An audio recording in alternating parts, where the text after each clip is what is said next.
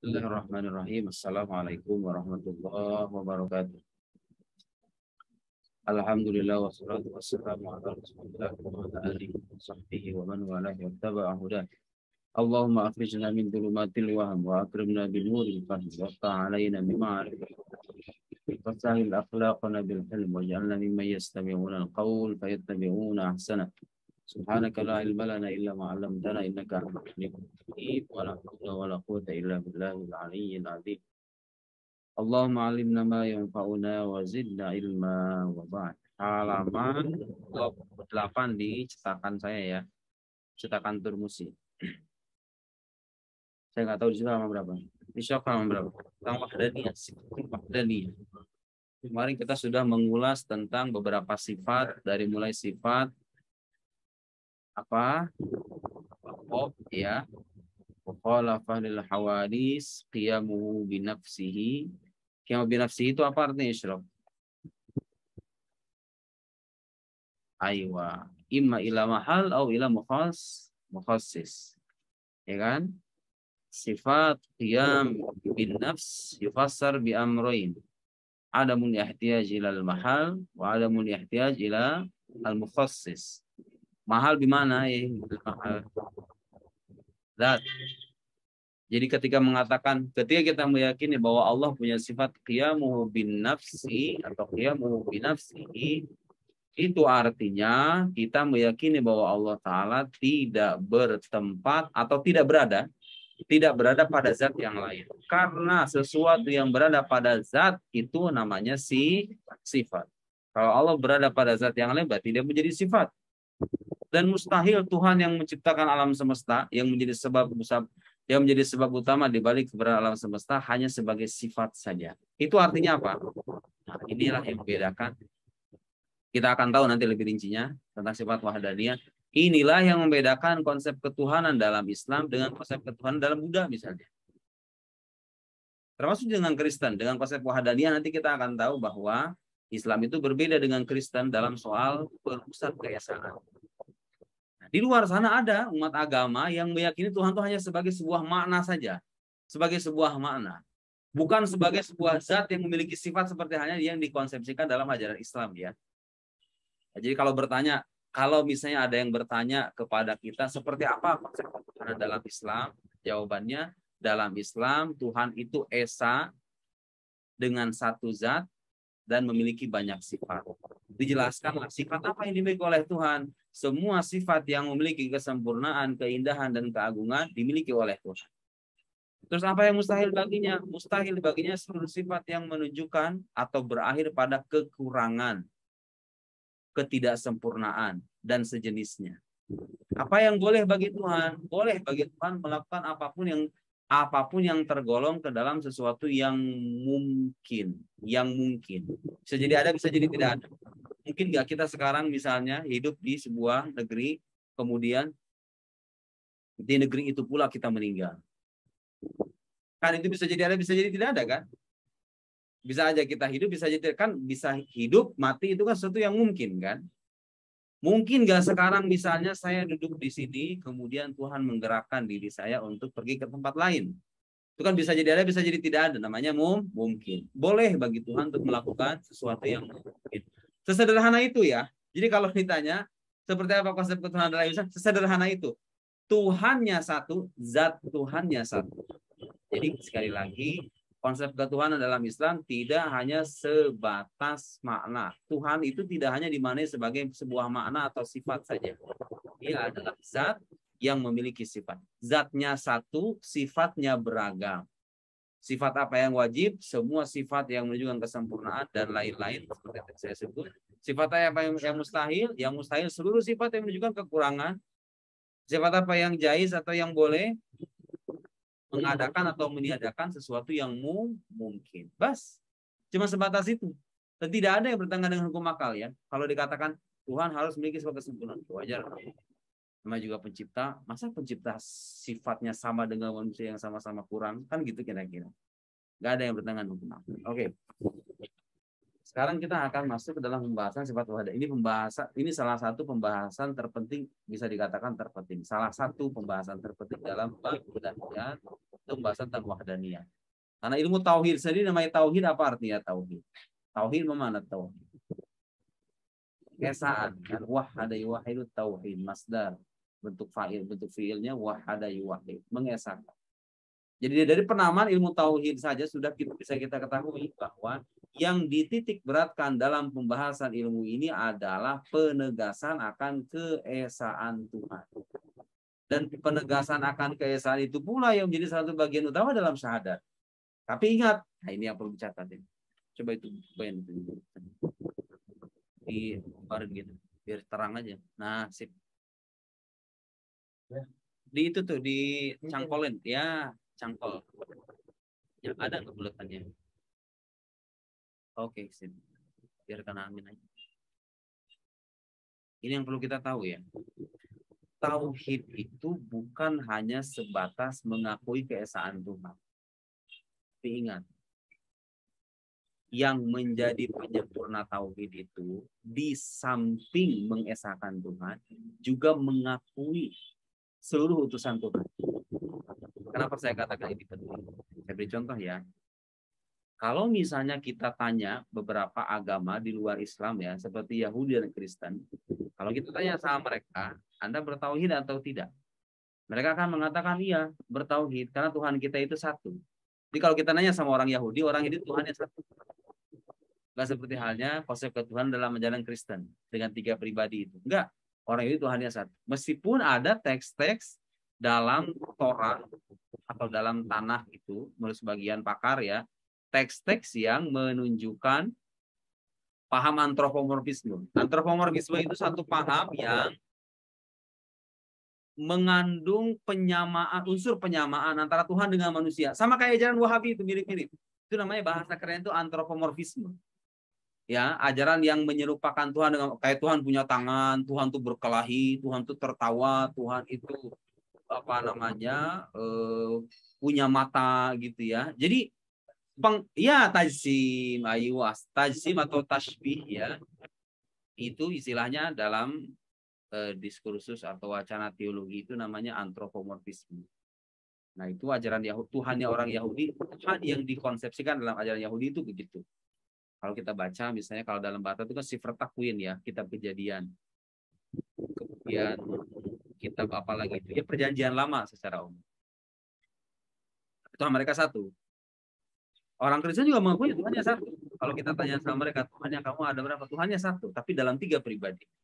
Jadi nanti akan kita lihat cara orang Kristen dalam mengkonsepsikan ketuhanan itu pada akhirnya akan menjurus pada kemusyrikan.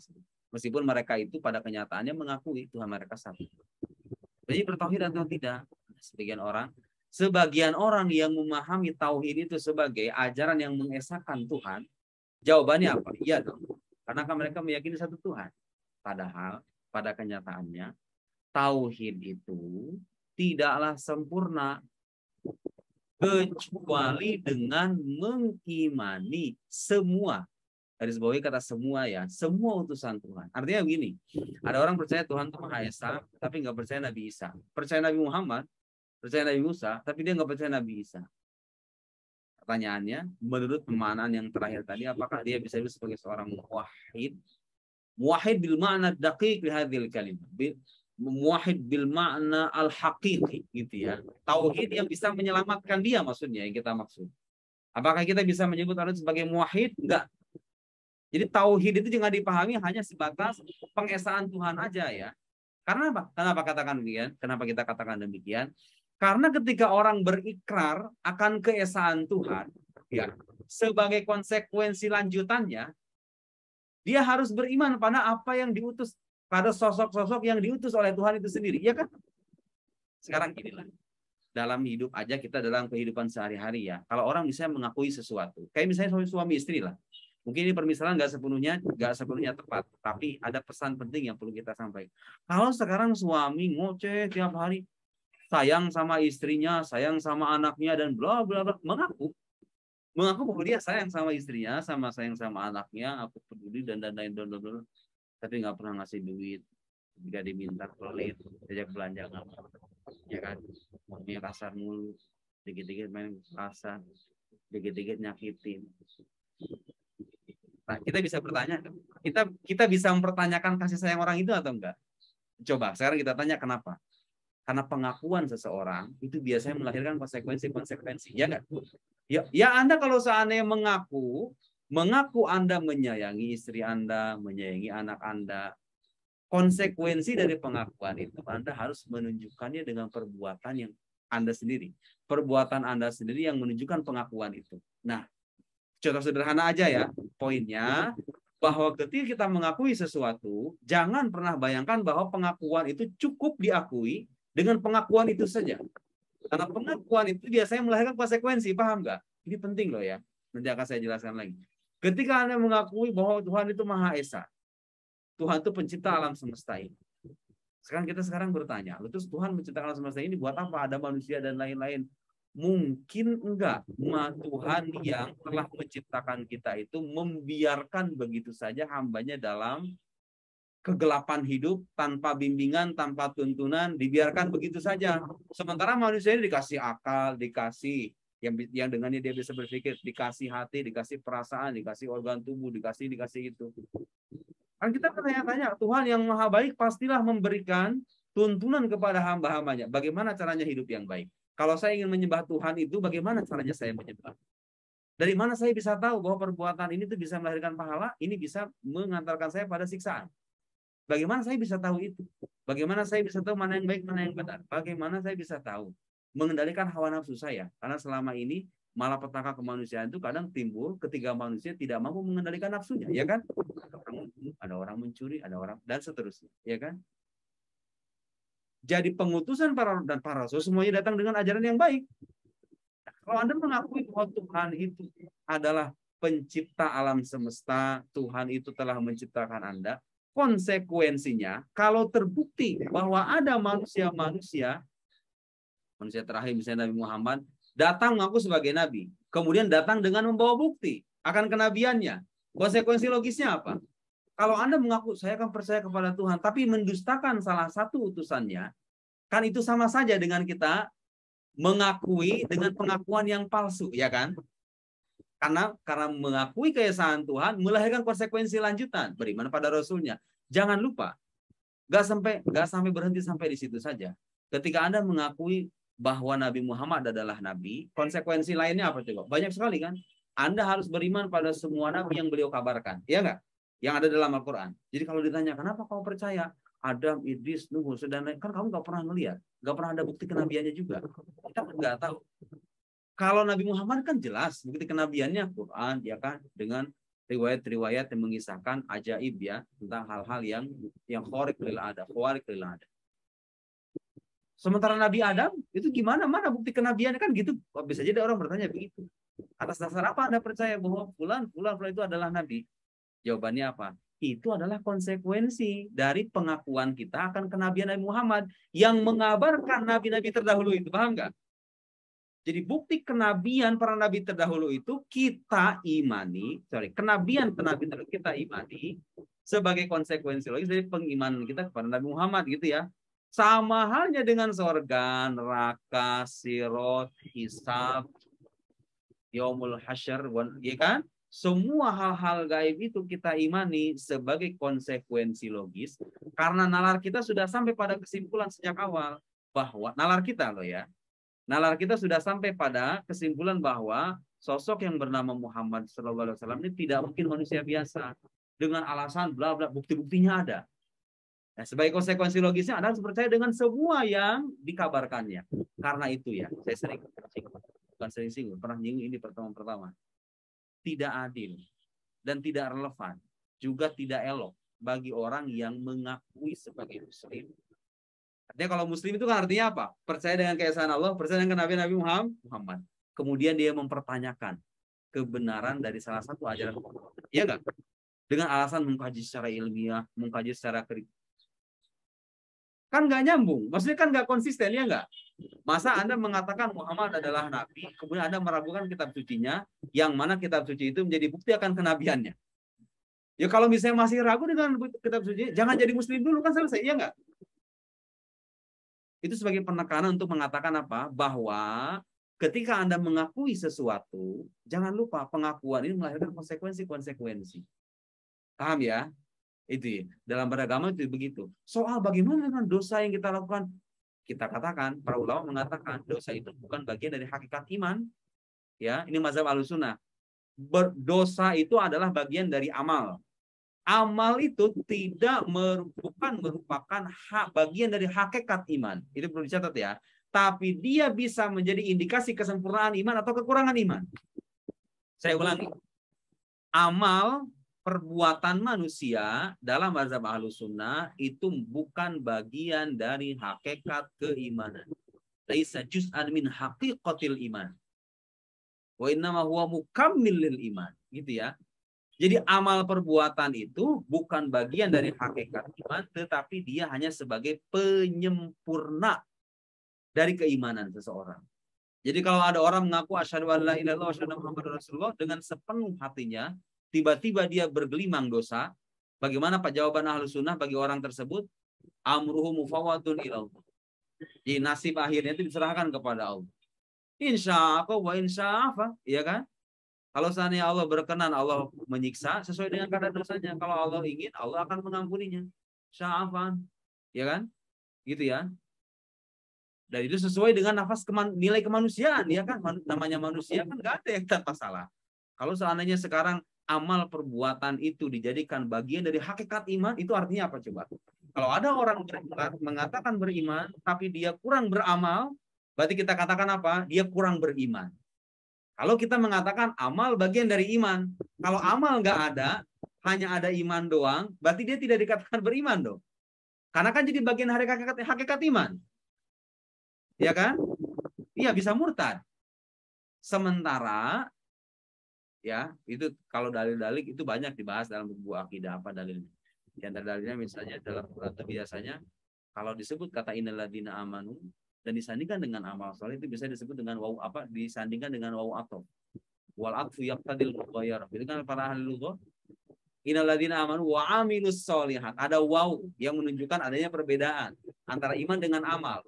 Jadi kalau ada orang katakan misalnya setelah akil balik berikrar syahadat dengan sepenuh hati sampai dia wafat, sholat cuma 1 kali seumur hidup, misalnya bisa naftarid gitu ya, kita asumsikan itu ada.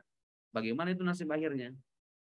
Ada itu perdebatan antara Mu'tazilah, Ahlussunnah, mazhab Murji'ah dan lain-lain. Ahlussunnah mengatakan selama dia wafat dengan keimanan, maka urusannya diserahkan kepada Allah. Gak bisa kita memastikan itu pasti ahli neraka, gak bisa kita memastikan bahwa itu pasti ahli surga. Ya, kalau kita melihat sisi keimanannya dan dia mati, masalahnya kan kita nggak pernah tahu orang itu wafat dengan keimanan seperti apa, ya kan? Tapi kalau seandainya dia wafat dengan keimanan yang sahih, dia wafat dengan itu, dia menjadi ahli surga. Bukan kita yang memastikan, agama yang memastikan itu. Ya kan? Tetapi soal apakah dia akan pasti dimasukkan ke dalam neraka, hanya Allah yang tahu. Gitu ya. Kenapa itu dikatakan demikian? Karena sekali lagi, amal bukan bagian dari hakikat iman, tetapi dia bisa menjadi indikasi dari kesempurnaan iman seseorang ketika amalnya salih, atau menjadi indikasi dari kekurangan iman seseorang ketika itu amalnya termasuk perbuatan atau amal perbuatan yang buruk. Oke. Nah, sekarang itulah yang menjadi malapetaka kaum takfiri, orang-orang yang mengkafirkan, kan gitu. Mereka yang mengkafirkan sebagian kalangan umat muslim itu dengan alasan apa? Dengan alasan amalnya kan. Oh, malam yahkum bima anzalallah faulaika humul kafirun. Oh, ini Indonesia ini tidak berhukum. Itu kan bagian dari amal. Tuh, cara pandang seorang yang ekstremis yang memandang amal sebagai bagian dari hakikat iman. Kalau amal ini cacat, imannya pun ikutan cacat. Paham ya? Sementara Al-Quran mengatakan enggak, iman sebagai sebuah kepercayaan, kamu gitu ya, sebagai sebuah tasdiq bima ja'a bihin nabi, tasdiqul qalbi bima ja'a bihin nabi, la yazid wa la yanqus, haqiqatul iman. Tapi kan ada ungkapan iman aliman yazid wa yanqus. Ya, bi'atibar athari, berdasarkan dampak yang dilahirkan dari pengimanan itu, dari pembenaran itu. Kadang orang-orang ketika imannya tinggi, bukan iman hakikat iman sebetulnya. Yang meninggi itu apa? Dampak yang dilahirkan kan? oh kebetulan rajin baca Quran, rajin bergaul dengan orang-orang soleh gitu kan, mendapatkan doa dari fulan, rajin bermuamalah dengan cara yang baik, akhirnya dia diberikan taufik untuk melakukan perbuatan, imannya merasa kuat. Itu asar dari iman ya, yang nambah dan berkurang itu. Adapun hakikat iman tuh nggak boleh berkurang.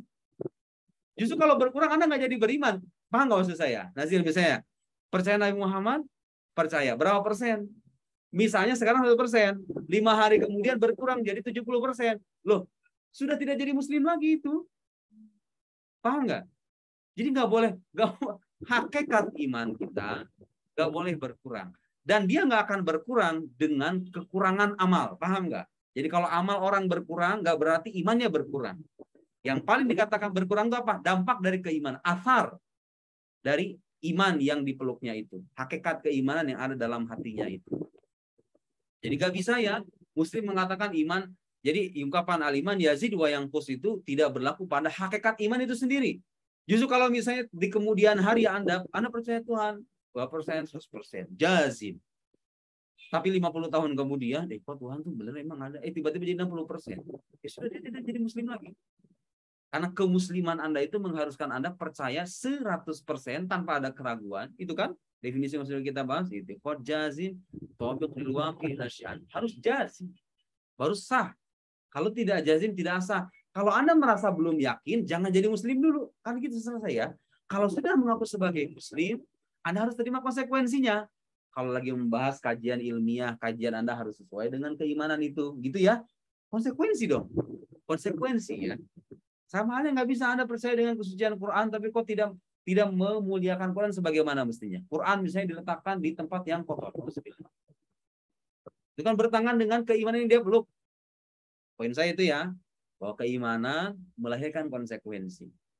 Jadi jangan dikira bahwa dengan asyhadu alla ilaha illallah wa asyhadu anna muhammadur rasulullah selesai. Enggak. Ada konsekuensi lanjutan.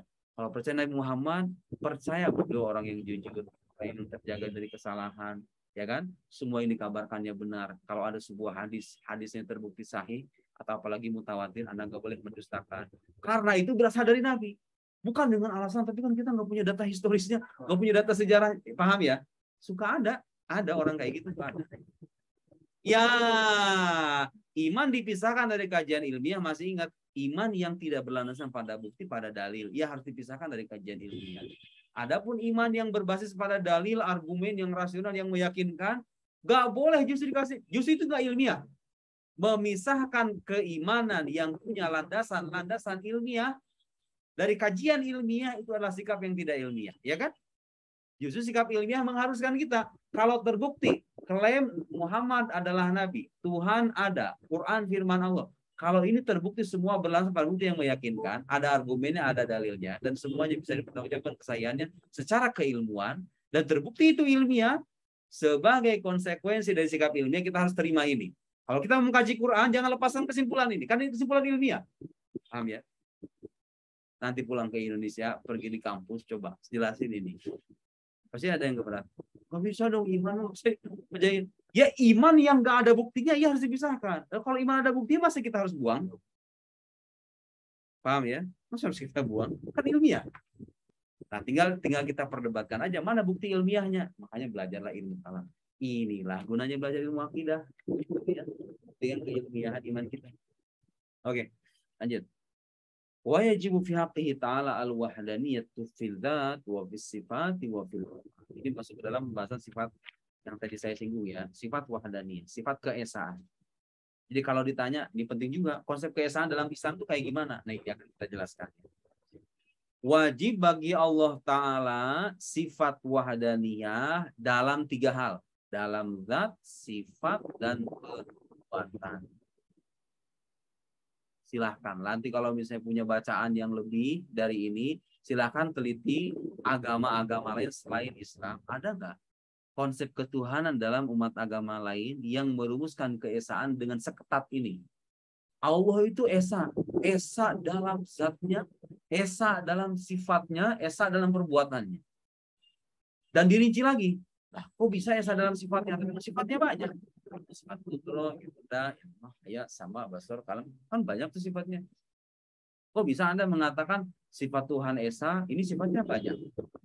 Paham ya? Nanti dijelaskan. Wa ma'anal wahdaniyah fidzat, adapun makna wahdaniyah fidzat, wahdaniyah dalam zat, ada di mana pertama dalam wahdaniyah fidzat. Kan tadi dikatakan Allah itu esa dalam zatnya. Maksudnya apa, Pak? Esa dalam zatnya itu. Nah ini, annaha laisat murakkabatan min ajzain muta'addidah. Dia tidak tersusun dari bagian-bagian yang berbilang. Contohnya kayak gimana sih bagian yang berbilang itu?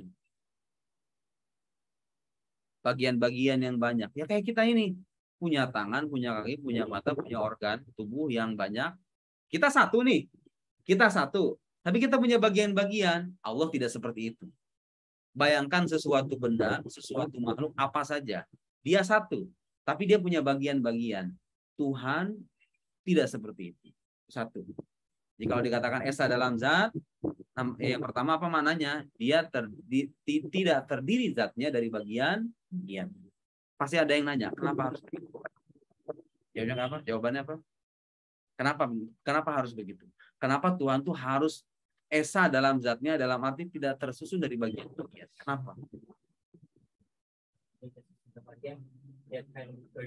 Ya, iya ahsan. Biana kullu murakkab yahtaju ila ajzai. Alladhi yatarakkabu minhu. Tarakkabu minha afwan.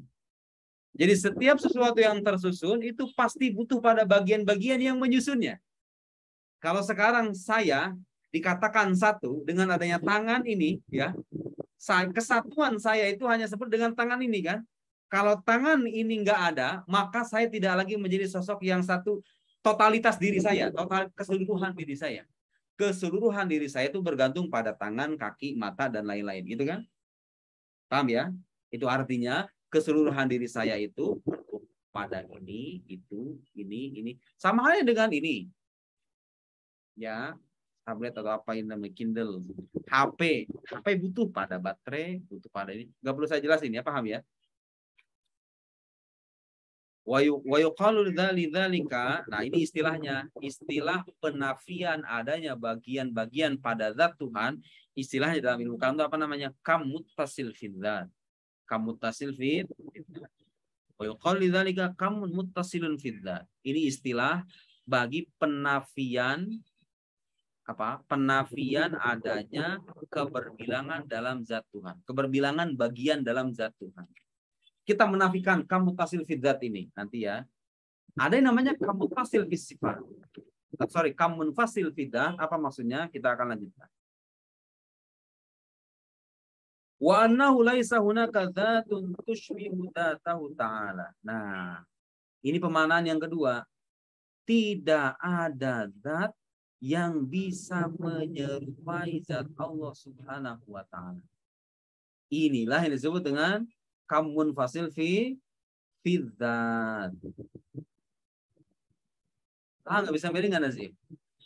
Jadi keberbilangan yang kita nafikan dalam zat Tuhan itu ada dua. Satu, keberbilangan adanya bagian-bagian pada zat Tuhan. Jadi Allah tidak tersusun dari bagian-bagian zatnya. Zat Allah tidak tersusun dari bagian-bagian. Itu artinya kita menafikan apa namanya? Menafikan kamutasil atau kamunfasil. Jadi kalau kamutasil itu berkaitan dengan zat Allah itu sendiri. Kalau kamunfasil itu kita menafikan adanya zat lain yang bisa menyerupai zat Allah Subhanahu wa taala. Paham nggak? Bisa bedain nggak? Bisa bedain kan? Kamutasil fidzat itu artinya dengan menafikan kamutasil fidzat itu artinya kita menafikan adanya ketersusunan zat Allah Subhanahu wa taala dari bagian-bagian. Adapun dengan menafikan kamun fasil fidzat, maka kita apa yang kita nafikan? Menafikan adanya zat lain yang serupa dengan zat Allah Subhanahu wa taala. Paham? Juga ada pertanyaan. Masih ingat kedua pertanyaan yang saya udah tulis di buku itu ya. Bisa nggak Allah itu kan maha kuasa? Itu pertanyaan orang zaman sekarang. Kalau gitu bisa nggak Allah menciptakan zat yang seperti dirinya? Yang sama seperti dirinya. Bisa enggak? Hah? Mustahilnya kenapa?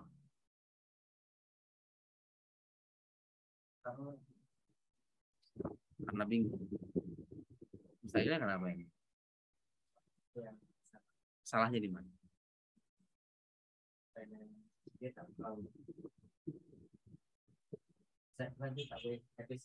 Nah, itu yang jadi pertanyaan, kenapa? Kenapa gas begitu? Karena kalau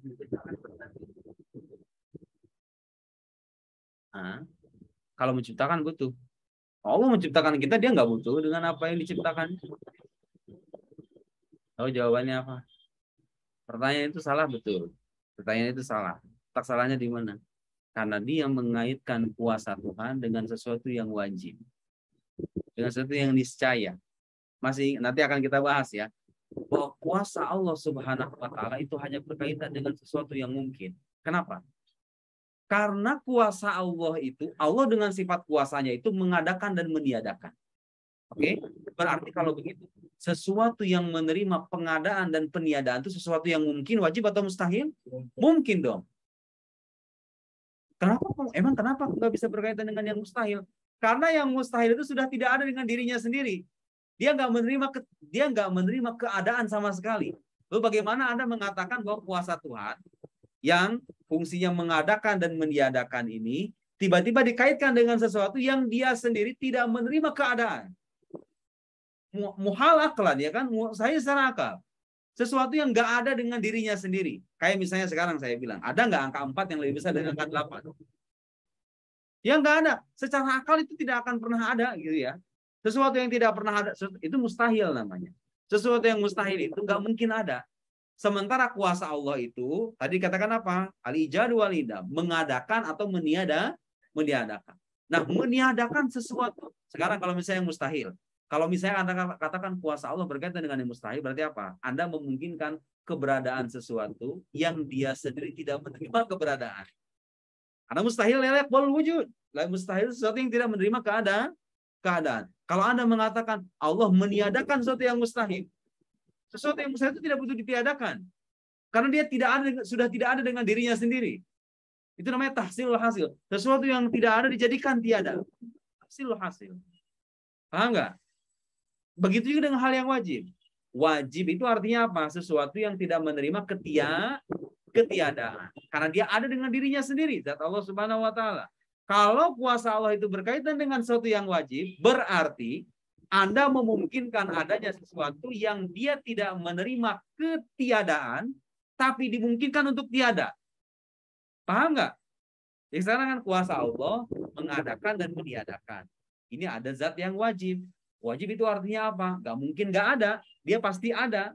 Kalau Anda memungkinkan ada yang keterkaitan antara ini dengan ini, kuasa Allah dengan zat yang wajib itu artinya apa coba? Anda memungkinkan adanya sesuatu yang tiada, memungkinkan ketiadaan sesuatu, memungkinkan ketiadaan sesuatu, padahal dia sendiri tidak menerima ketiadaan karena dirinya sendiri. Bingung nggak sih? Bingung nggak? Enggak kan? Itu sering terjadi. Ya. Saya juga dulu sering kayak gitu. Paham. Ini kalau saya ngejelasin gimana itu maksudnya. Entar juga paham. Ya gini lah, simpelnya gini. Allah itu punya sifat kudro, sifat kuasa. Kuasa Allah itu gunanya adalah mengadakan dan meniadakan sesuatu. Ya berarti kalau mengadakan dan meniadakan itu hanya mungkin berlaku bagi sesuatu yang dia mungkin ada, mungkin tiada. Itu akal dong. Gak mungkin Anda mengaitkan sifat yang mengadakan atau meniadakan ini dengan sesuatu yang dia sendiri gak menerima ketiadaan. Juga nggak mungkin Anda mengaitkan sesuatu, sifat kudrah ini, dengan sesuatu yang dia sendiri tidak menerima keadaan. Dia hanya terkait dengan sesuatu yang mungkin ada, mungkin tidak ada. Karena Allah dengan sifat kudrahnya itu hanya mengadakan dan meniadakan. Jadi pertanyaan itu keliru. Mungkinkah Allah mengadakan sesuatu yang sama dengan dirinya? Pertanyaan keliru. Karena mengaitkan suatu sifat yang gunanya mengadakan dan meniadakan kepada sesuatu yang tidak menerima ketiadaan. Paham nggak? Paham ya? Nah, jadi Dengan mengatakan dengan menafikan kamuttasil fidat, kita menafikan adanya ketersusunan dalam zat Allah Subhanahu wa taala. Zat Allah tidak tersusun dari bagian-bagian. Dengan menafikan munfasil fis sifat, maka kita menafikan adanya adanya zat yang serupa dengan zat Allah Subhanahu wa taala. Istilahnya munfasil fidat. Lakinnal wahda fidat bima'na adam tarkib min ajza'in ulimat minal mukhalafa lil hawadits kama. Tetapi kesatuan dalam zat dalam arti ada mutarkib, ketidak bersusunan min ajzain dari bagian-bagian ulimat sudah diketahui minal mukhalafa lil hawadits kama marra, dari pembahasan mukhalafa lil hawadits kama marra. Karena sebelumnya kan kita sudah bahas Allah berbeda dengan makhluk di antara sisi berbeda. Allah itu tidak mungkin berbeda artinya tidak mungkin sama ya. Allah tidak mungkin sama dengan makhluk. Yang di antara kesamaan yang kita nafikan apa? Di antara kesamaan yang kita nafikan apa? Kesamaan bahwa makhluk itu kan tersusun. Gak mungkin Tuhan itu mengalami ketersusunan juga. Itu kan? Itu sudah kita jelaskan, ya kan? Tapi itu tadi seperti yang pernah saya bilang, dalil yang masing-masing dari dalil-dalil yang dikumpulkan dalam sifat-sifat ini saling melengkapi satu sama lain, gitu ya. Kadang perlu ada penegasan, seperti halnya misalnya Adam qiyamuhu bin nafsihi, yang artinya apa? Adam itu kan ilah mukhassis. Sementara dalam mubahasul qidam sudah dengan mengakui Allah itu qadim, sudah dengan sendirinya kita menafikan adanya mukhassis bagi Allah, ya kan? Tapi itu dikuatkan. Apa katanya alasan para ulama? Li'anal jahl fil aqaid amrun khatir. Ya. Jadi nggak boleh ada celah ketidaktahuan dalam hal-hal yang bersifat pokok dalam akidah. Karena ketidaktahuan dalam hal yang sifat pokok ini sesuatu yang berbahaya, sesuatu yang nggak enteng, gitu ya. Harus diperjelas. Nah sekarang itu jadi wahdaniyah fidat artinya apa? Kita menafikan kamuttasil fidat dengan kamuttasil fidat dan kamunfasil fidat. Kamuttasil fidat sudah kita jelaskan. Intinya begini. Kalau muttasil itu berkaitan dengan zatnya, kalau munfasil itu berkaitan dengan penafian sesuatu yang di luar zatnya, yang serupa dengan dirinya. Kita nafikan itu. Paham ya? Wa ma'nal wahdaniyah fis sifat wa adamu ta'addudiha. Makna wahdaniyah fis sifat itu ketidakberbilangannya. Ketidakberbilangan dalam hal apa? Nah, ini juga sama. Ada kam muttasil fis sifat, ada kam munfasil fis sifat. Bisa ngebedain enggak? Kalau kam muttasil fis sifat, kita menafikan adanya keberbilangan sifat Allah dari satu jenis sifat. Nanti akan kita jelaskan. Kalau kam munfasil fis sifat berarti gimana? Menafikan apa? Menafikan apa ini, Nazil? Kam munfasil fis sifat. Munfasil kan terpisah. Menafikan apa? Menafikan adanya sifat makhluk yang serupa dengan sifat Allah Subhanahu wa taala. Sebagaimana dalam kamun fasil fidat kita menafikan adanya zat yang serupa dengan zat Allah Subhanahu wa taala. Paham ya?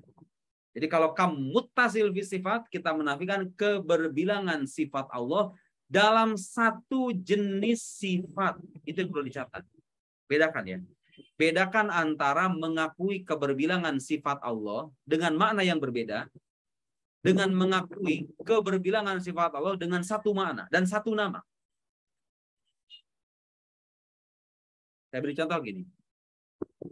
Kita meyakini bahwa sifat Allah itu paling tidak sifat yang pokok ya. Ada sifat wujud, qidam, baqa, mukhal, qudrah, iradah, dan seterusnya. Ya kan? Paling tidak 20. Apakah itu berbilang? Iya, jelas itu berbilang. Tetapi pertanyaannya, apakah semua sifat ini punya makna yang sama? Enggak. Mana mereka berbeda-beda kan? Sudah kita bahas tuh paling enggak beberapa sifat. Mananya berbeda. Apakah namanya satu? Apakah nama dari sifat itu semuanya satu? Enggak. Namanya berbeda-beda, maknanya pun berbeda-beda. Jadi pengesaan dalam sifat, ini yang perlu kita catat ya.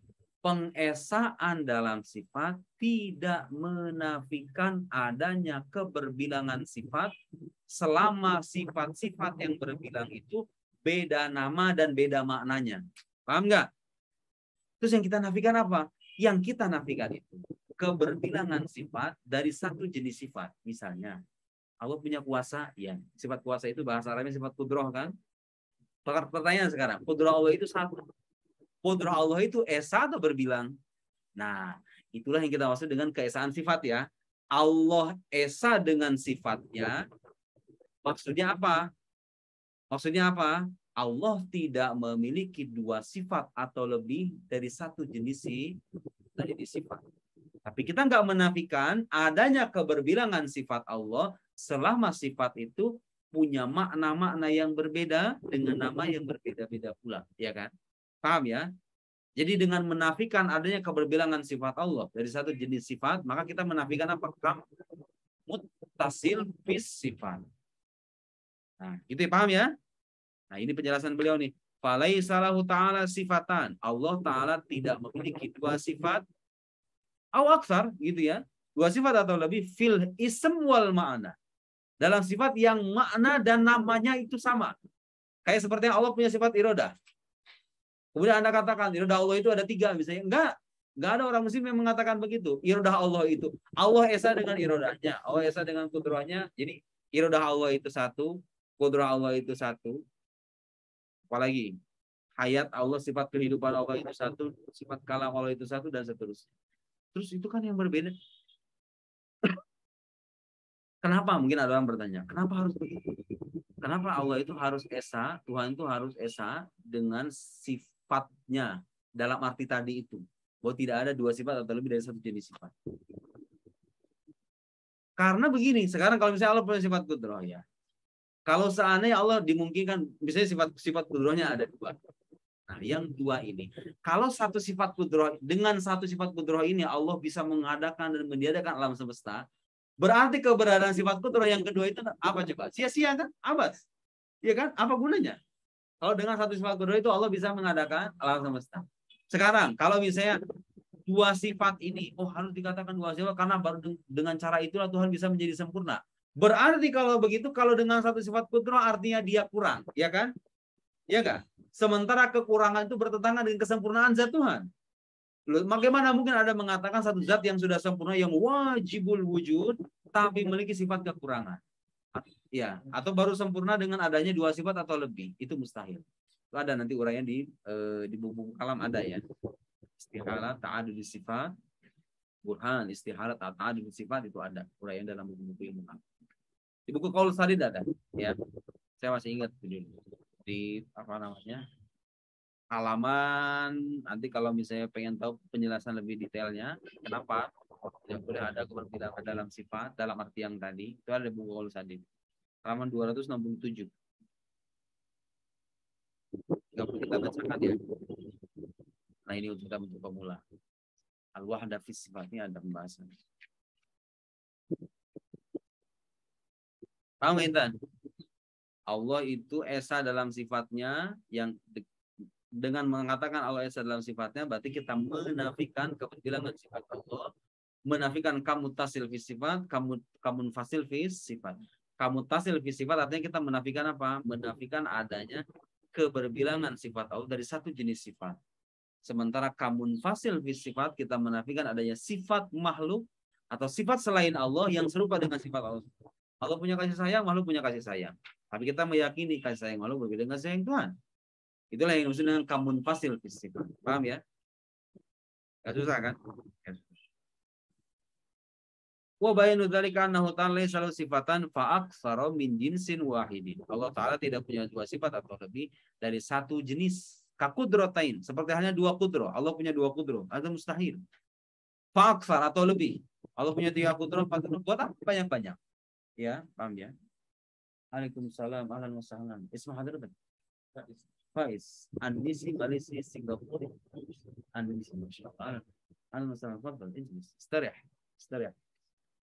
عايزين مكيف ولا مروحة؟ ما عندنا مكيف. أحسن كمان. Dari mana? Batam. Masya Allah. Dari Batam. Malaysia tapi bahasa pun Melayu. Oh, bahasa pun Melayu. Diajak sama siapa? Ada terpaksa. Oh, maksudnya antum diajak ke sini sama siapa? Nazil. Nah, Teman sekelas. Syariah. Hadrus ilmu al-aqidah qabla. والله لأول مرة يعني درس ناخذ لأول مرة. ليش في المعهد لم تدرس أي كتاب؟ نعم أنا لأني خرجت آه الثاني نموذج ليس بمحل. أنت لا تدرس في المعهد. هذه المشكلة. ولكن طيب حفظت. قول سديد آه وسمعت عقيدة لا، ده قول سديد هذا ليس للمبتدئين أصلا. قول سديد هذا للمتوسطين على الأقل يعني. درس السانسيات ودرس الكتب الخريدة ودرس، وبعدين يدرس القول السليم. أما أن تبتدي بقول السليم فأنت سوف تهلك. هذا سيضر أكثر. Kalau tadi itu jadi levelnya bukan pemula ya. Saya juga dulu tuh agak bukan nyesel ya bahasanya itu. Bukan nyesel, tapi emang karena itu kebutuhan dulu orang-orang mahasiswa yang ketika dapat mukorornya kalau sadin kan. Itu levelnya bukan pemula kalau sadin itu. Bisa membingungkan. Yang ada akan dia akan punya kesan, ya Allah akidah Islam itu susah amat ya. Kenapa hak ada urasan jauhar, arad, Burhan, istihalat tasalsul, Burhan, istihalat daur ya kan. Bahasan kudroh aja kan macam-macam. Ta'alluq suluh qadim, hadis, hadis, ta'alluq aduh, Mu'tazilah, Asy'ariyah, aduh. Itu enggak cocok sebenarnya. Nah, kan? Hah?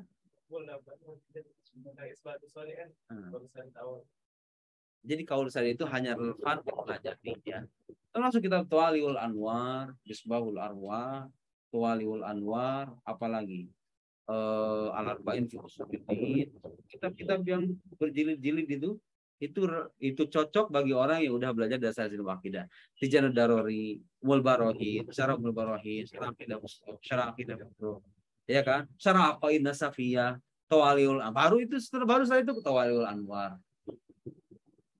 Ya. Kitab kalau saja itu apa? Itu di antara keistimewaannya yang ya gak ada di kitab-kitab akidah yang lain menurut saya ya. Di antara keunikannya apa? Dia bisa merangkum dalil-dalil yang terserat di kitab-kitab yang tebal kayak gini nih, Mawaqit, Maqasid atau bukunya Imam Razi, Nihayatul Uqul dan lain-lain. Dia bisa merangkum. Makanya bahasanya bahasa turus. Jadi bisa saya bilang gini, orang kalau bisa paham qaulus sadid nggak akan sulit untuk memahami kitab ini. Mawaqit, Syarah Maqasid, ya, apalagi Tawaliul Anwar dan lain-lain. Gampang sudah selesai. Karena ini rangkaian semacam rangkuman-rangkumannya. Jadi beliau tidak antara keistimewaannya bisa bukan menyadur bahasanya itu, kayak meramu ulang gagasan-gagasan atau argumen yang terserak di kitab-kitab tebal. Makanya cocok untuk marhalah mutawassit. Adapun bagi orang waduh, kayak gitu kan rasanya ya. Pengen nangis. Saya aja yang ngajar juga pengen nangis saya dulu. Iya kan? Susah kan? Iya. Mungkin itu kebijakan kuliah supaya meningkatkan kemampuan kan. Mereka kuliah nggak sadar bahwa ternyata kemampuan kita itu belum layak gitu loh. Gitu ya. Tapi minimal saya nanti lagi bikin buku. Udah selesai bukunya sebenarnya. Tentang dasar-dasar akidah Ahlussunnah. Itu mungkin sekitar 200-an halaman gitu. Sudah ada filenya. Belum saya edit aja. Tujuannya itu tadi, memudahkan untuk memahami kitab-kitab yang level tadi. Ya, Mulbarohin, Tijanud Darori dan lain-lain gitu ya. Oke. Paham ya? Jadi ada kamuttasil fizat, ada istilah kamuttasil fidat, kamuttasil fisifat, kamunfasil fisifat, kamuttasil fisifat, kamunfasil fisifat. Semua itu kita nafikan. Jadi Allah Esa dalam zatnya, dalam arti satu, zat Allah tidak tersusun dari bagian-bagian, juga tidak ada zat lain yang serupa dengan zat Allah Subhanahu wa Ta'ala. Itu namanya menafikan dua kam ya, kamuttasil fisifat dengan kamunfasil fidzat. Itu kamuttasil fidzat, kamunfasil fidzat. Kalau dikatakan Allah Esa dalam sifatnya maksudnya apa? Allah Esa dalam sifatnya dalam arti sifatnya tidak berbilang. Tidak ada keberbilangan sifat Allah dari satu jenis sifat. Bukan berarti kita menafikan keberbilangan sifat Allah secara mutlak. Karena kita mengakui sifat Allah itu banyak. Tapi pengakuan akan banyaknya sifat Allah tidak bertentangan dengan keesaan sifat. Karena yang kita nafikan dari keberbilangan sifat apa? Keberbilangan sifat dari satu jenis sifat yang nama dan maknanya sama. Fil ism wal ma'na. Paham ya? Gak mungkin Allah punya dua putra, punya dua irodah, atau punya dua sifat ilmu. Yang berbilang itu apa? Yang dibilang, kalau Allah sekarang punya sifat ilmu, Allah maha mengetahui. Dengan pengetahuannya, dengan sifat pengetahuan. Berbilangkah sifat pengetahuan Allah itu? Tidak. Allah esa dengan sifat ilmunya. Yang berbilang itu apa? Yang berbilang itu sesuatu yang diketahuinya. Bukan pengetahuan itu sendiri. Nah, kalau dalam bahasa Indonesia, kadang kita memaknai pengetahuan bukan sebagai sebuah sifat, tapi sebagai sebuah hasil sebagai sebuah hasil atau wawasan yang kita dapatkan melalui pendayagunaan ilmu itu. Sekarang kalau misalnya saya bilang fulan itu berwawasan luas, fulan itu berpengetahuan luas. Maksud kita apa? Wawasan-wawasan dia itu banyak gitu ya. Padahal yang dimaksud dengan sifat ilmu, sifat pengetahuan sebagai sebuah sifat, dia sesuatu yang tunggal. Apa coba definisi sifat ilmu itu? Jadi kalau misalnya saya rinci, nanti itu muncul ke definisi-definisi yang banyak.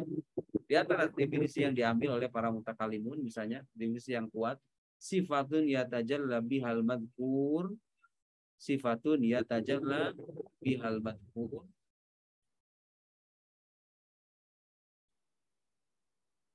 Ingdaman yaqumu biha.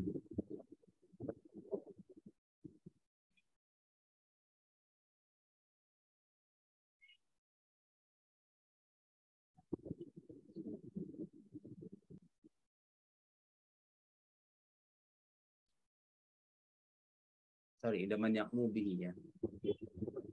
Jadi sifat itu, tapi itu nantilah, itu pembahasan nanti ya. Intinya begini, kalau sekarang misalnya ya, saya nggak tahu handphone, saya nggak tahu laptop, saya nggak tahu fulan, saya nggak tahu fulan. Tiba-tiba orang menyebut Nazil, saya nggak tahu dia. Awalnya saya nggak tahu dia. Tiba-tiba orang memperkenalkan pada saya, ada orang namanya Nazil, dia punya sifat ini, dia punya karakter seperti ini, orangnya seperti ini, dan seterusnya. Dijelaskan sama saya. Yang tadinya nggak tahu, kemudian saya tahu, iya kan? Iya nggak? Ketika tadi saya nggak tahu, datang orang menjelaskan sosok yang nama Nazil ini. Kemudian saya tahu, ya kan?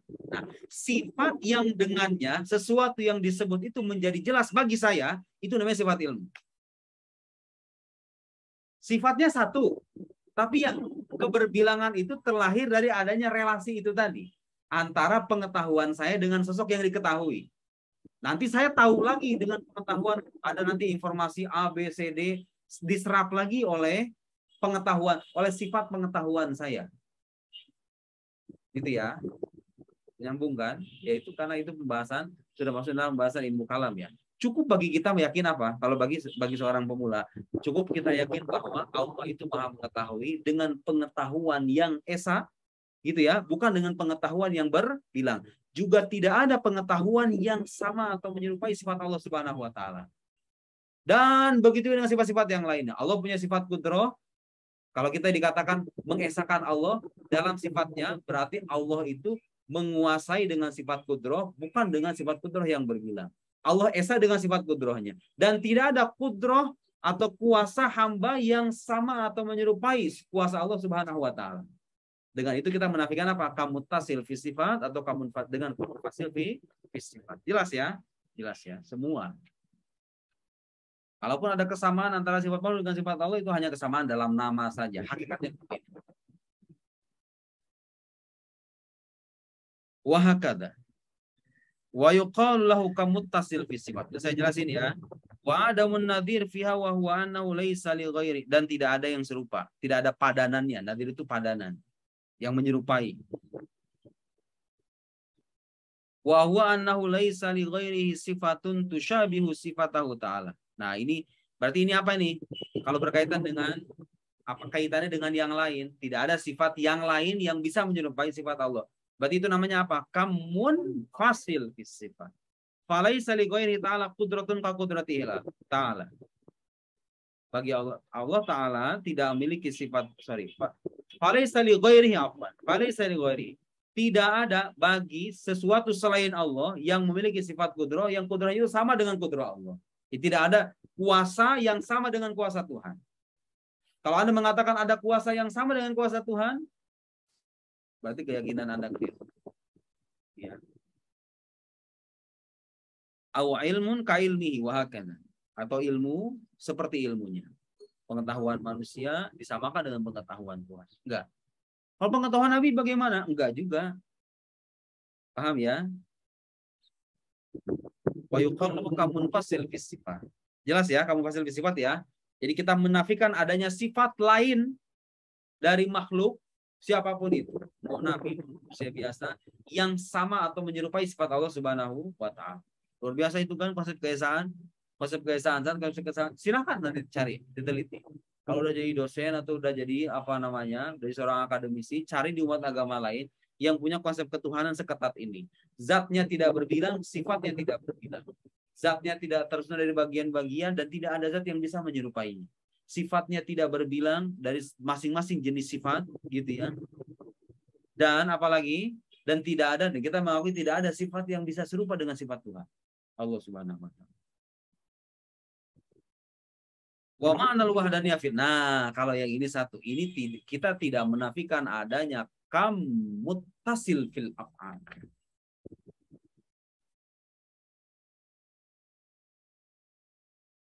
Kalau yang tadi kan apa? Dalam kamu tasil fidat kita nafikan. Kamu fasil fidat kita nafikan. Kamu tasil sifat kita nafikan. Kamu fasil sifat kita nafikan. Kalau yang ke dalam dalam wahdaniyah fil afal yang kita nafikan apa? Kamu fasil fil afal. Maksudnya apa itu? Nih, lihat. Wa yuqalu lahu. Kita jelasin. Wa ma'nal wahdaniyah fil afal. Adapun makna wahdaniyah atau keesaan dalam perbuatan anau laisa li ghairi fi'lun minal afal. Disinilah terjadi perdebatan ya antara para filolog, para mutakalimun, asyairah, mutasilah. Coba kalau kita artikan secara harfiah maksudnya apa? Tidak ada bagi sesuatu selain Allah yang memiliki perbuatan dan perbuatannya menyerupai perbuatan. Gitu ya. Laisa fi'lun minal af'al. Ya, ada lanjutannya. Mana tadi?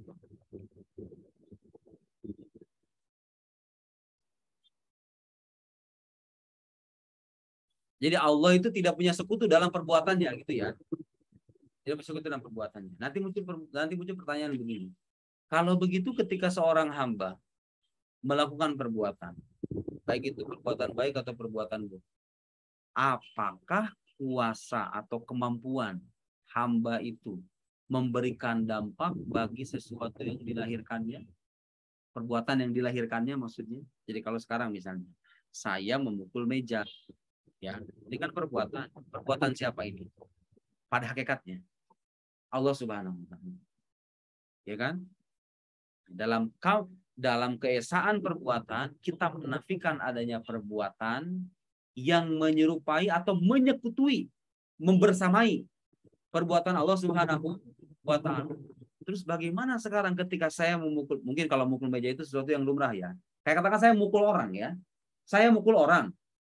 Pukulan ini kalau kita tanya pada hakikatnya perbuatan siapa? Perbuatan Allah Subhanahu wa taala, karena itu telah dengan kuasa Allah, ya kan? Tetapi pada kenyataannya di alam luar sana, di alam luar ketika saya mukul orang, nah pertanyaan, kemampuan saya ini memberikan dampak bagi perbuatan saya atau tidak?